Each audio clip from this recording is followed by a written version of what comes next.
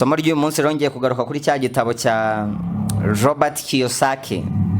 Ni igitabo yise Rich Daddy Poor Daddy, data ukize na data ukeneye. Iki gitabo gifatanyijemo na Sharon Lester. Iki gitabo cyakoze amateka cyubaka ibigwi umuntu atarondora, ariko Kiyosaki avuga data ukize na data ukeneye. Ku ruhande rumwe ntabavuga data ufite amafaranga menshi cyangwa data uyakeneye, abavuga imyumvire ya data ukize n'imyumvire ya data ukeneye.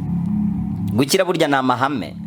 Umuntu abashije gukurikiza ayo mahame agenga ibijyanye no gukira, uko byagenda kose ashobora kubona impinduka nziza ku buzima bwe. Rich Daddy Poor Daddy rero ni igitabo kigerageza gusobanura amahame data ukize agenderaho atuma akira kurushaho, kikayahuza n'amahame data ukeneye agenderaho atuma akomeza gukena kurushaho. Ahantu data ukize na data ukeneye batandukanira mu bijyanye n'imitekerereze. Ni igitabo rero kirimo ubwenge, avugamo byinshi, ariko reka turebere hamwe iby'ingenzi. Iki gitabo cyashyizwe hanze mu mwaka w'1997, cyandikwa na Robert Kiyosaki ari kumwe na Sharon. Ni igitabo gifite amapaje 336, uretse ko hari icyo nari nasomye gifite amapaje 207. Amapaje ariko biterwa n'icapiro rya gicapye, kikagena amapaje bitewe n'ukuntu igitabo kireshya. Ko igitabo kinini ufashe ari igitabo kiba gifite paje imwe wakuramo nka paje ebyiri mu kindi gitabo. Ni nko habaho Bibiliya nini na Bibiliya ntoya. Icyo bakora ni ukongera wenda ubunini bw'amagambo. Muri make rero ni itandukaniro rya data uri mu nzira njyabukire na data uri mu nzira njyabukene. Reka mere kuri ibi ngibi. Data ukize yita ku gaciro, data ukennye akita ku giciro. Data ufite imyumvire njyabukire yagiye guhaha abanza kureba agaciro k'icyo ahaha mbere yo kureba igiciro cyacyo, mu gihe data ukennye we abanza kureba igiciro mbere yo kureba agaciro. Data ukize abanza kureba umumaro w'icyo agiye guhaha, ka gaciro nyine navugaga, mu gihe data ukennye ahaha n'ibyo adakeneye abitewe n'igiciro biriho. Ninde uhenzwe hagati y'abo ba data bombi? Data ukize ashobora kugura inkweto imwe y'ibihumbi 100 kubera agaciro kayo, ikamumaza imyaka 5, mu gihe data ukennye mu myaka 5 ashobora kuguramo inkweto 5, buri yose yarayiguze ibihumbi 30. Uwahenzwe ninde? Data ukize niba akunda ikawa, nigeze kubaho urugero, aho kujya kuyigura buri munsi aragura imashini yikora ayitunge mu rugo. Data ukize aho gutega moto y'ibihumbi 5 buri munsi araguriye ihagaze $1.5 million. Niba hari ikintu ukenera buri munsi ntukigure ngo ugitunge, nyuma y'igihe runaka uzasanga waratakaje amafaranga yakakiguze kandi utagifite. Data ukennye rero nuko abaho, ariko iyo myumvire data ukize aba yarayirenze kera, yita ku gaciro mbere yo gutekereza ku giciro. Reka mbahe nk'urugero rwumvikana neza. Urabona ko twese dukenera transport. Reka tuvuge ko data ukize na data ukennye bose bafite $5,000,000 kuri konti, kandi bose batega taxi voiture y'ibihumbi 10 buri munsi ngo bagere ku kazi. Reka noneho wumva ahantu data ufite imyumvire y'ubukene ahita asigarira. Nyuma y'ukwezi kumwe data ufite imyumvire njyabukire azahita arambirwa gutakaza ibihumbi 10 bya buri munsi kuri taxi voiture. Ikintu azakora azajya kuri banki akureyo $3,000,000 agura akamodoka ke kazajya kamujyana ku kazi. Usange ibigenda ku modoka bimuhagaze wenda ibihumbi 5 ku munsi.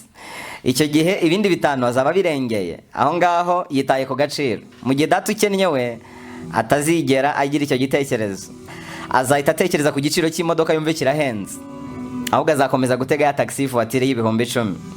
Nyuma y'umwaka umwe data ukize azaba yararengeye $1,800,000 yagenderaga kuri taxi voiture, kandi noneho anafite imodoka. Bya 5 yasaguye ko yatakaza kuri taxi voiture ubiteranyije mu mwaka bizabyara $1,800,000.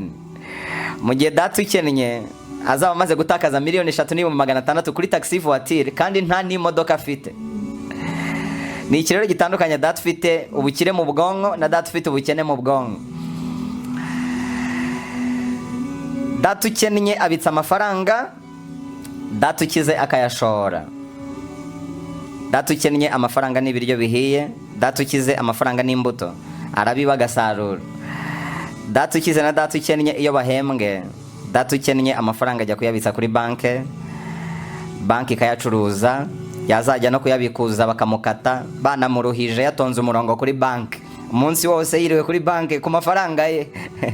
Mu gihe data ukize ashobora guhembwa amafaranga agahita yaguramo nk'ubutaka, mu mwaka umwe ubutaka bukazaba bwikubye kabiri ku giciro cyabwo. Naho ngaho data ukennye asigarira. Data ukize na data ukennye bombi bashobora gutera igiti cya pome, nyuma y'imyaka runaka bose ibiti byabo bikera pome 5. Data ukennye ahita afata izo pome akazirya we n'umuryango we. Mu gihe data ukize ashobora kwizirika umukanda, za pome akazirekera ku giti, ahubwo agakomeza akagifumbirira. Nyuma y'umwaka cya giti kikeraho izindi pome 100. Uwo mwaka ujya gushira data ukennye yarashonje yenda gupfa, mu gihe data ukize afite pome 105. None hagatangira kugurisha ku giciro kiri hejuru za pome, akazigurisha kuri data ukennye. Cyangwa data ukennye akaza gusaba akazi data ukize kugira ngo akomeze amufashe mu kubyaza umusaruro cya giti cya pome, na cya kindi cye akakimugurisha. Data ukennye agura ibishashagirana, mu gihe data ukize agura ibintu bibyara inyungu. Data ukennye ahangayikishwa cyane n'ibibazo bigatuma yiheba cyane, mu gihe data ukize we iyo ibibazo bije aho guhangayika amara umwanya we yiga uburyo yabivamo. Data ukize arizera cyane, data ukennye nta cyizere agira. Data ukize ashobora kujya muri hoteli ntatinye gusiga miliyoni 10 kuri resebusiyo, mu gihe data ukennye miliyoni 1 ayijyana mu cyumba akayiraza munsi y'umusego, akarara anafite umuhoro mu kuboko. Iyo ni blague. Hanyuma data ukennye yita cyane ku makosa n'ibitagenda, mu gihe data ukize yita cyane ku nsinzi. Data ukennye agira inzitwazo nyinshi, mu gihe data ukize amaso ye aba yahanze ku nsinzi kurusha urwitwazo. Data ukennye atekereza ko ibintu bizagenda nabi, data ukize yumva ko byose bishoboka. Data ukennye yigira ntibindeba, ahunga inshingano. Data ukize ahangara inshingano. Data ukennye yibwira ko amafaranga ariyo y'ingenzi kuruta igihe. Data ukize we atekereza ko igihe ari ingenzi kurusha amafaranga. Data ukennye arahangana no mu bintu bimushyira mu gihombo. Ni wa muntu ushobora kugurisha inka kugira ngo atsinde urubanza rw'umuntu wamwibye inkoko. Data ukize ntahangana mu bintu bitamusigira inyungu. Data ukennye ahora anenga ibyagezweho, data ukize yishimira ibyagezweho. Hanyuma data ukennye arebera ibintu mu ruhande rw'ibibi, mu gihe data ukize abirebera mu ruhande rw'ibyiza. Data ukennye yumvira inama abonye zose. Data ukize ashaka inama ku bahanga n'inararibonye, icyo byamusaba cyose. Data ukennye iyo ari kuganira na bagenzi be abaganira ku bantu. Uwo ni data ukennye. Data ukennye iyo ari kuganira na bagenzi be baba baganira ku bantu, baba baganira ku bihe, baba baganira ku bagore, baba baganira ku mikino, baba baganira ku myidagaduro, bakanaganira no kuri bagenzi babo. Mu gihe data ukize iyo ari kuganira na bagenzi be baba baganira ku byubaka bikomeza kubateza imbere, baba baganira ku mishinga ibyara inyungu. Data ufite imyumvire njyabukene atunga ibikoresho byinshi byo kwishimisha. Abakene bakunda kwigurira amateleviziyo, amaradiyo n'ibindi bikoresho byo kwinezeza, nibyo bibashimisha. Data ukize we atunga ibikoresho bimufasha kwiyungura ubumenyi. Mu kabati ka data ufite imyumvire ikennye haba harimo televiziyo ya rutura n'ururadiyo rudunda. Mu kabati ka data ufite imitekerereze njyabukire haba huzuyemo ibitabo bimufasha kwiyungura ubumenyi. Data ufite imitekerereze njyabukene ubu nonaha ntabwo ari kumva inzu y'ibitabo, ari kumva ibiganiro by'imikino, ari kumva ibiganiro by'imiziki. Ariko data ufite imitekerereze njyabukire ubu nonaha niwe uri kumva kino kiganiro. Niba uri kunyumva nonaha ufite imitekerereze njyabukire nk'uko Robert Kiyosaki yabivugaga. Data ukennye akunda kuvuga kuri buri kantu kose atekereje, mu gihe data ukize adapfa kuvuga kuri buri kintu cyose atekereje.